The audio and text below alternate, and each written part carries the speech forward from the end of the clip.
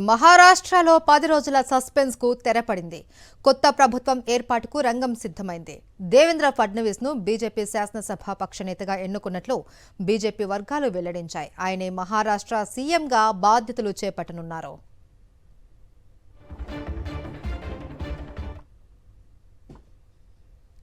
మహారాష్ట్రలో 10 రోజుల సస్పెన్స్ కు తెరపడింది. దీనికి సంబంధించి పూర్తి డీటెయిల్స్ మా ప్రతినిధి వెంకటేష్ అందిస్తారు. వెంకటేష్, మహారాష్ట్రలో కొలువు తీరనున్న కొత్త ప్రభుత్వం డీటెయిల్స్ ఏంటి?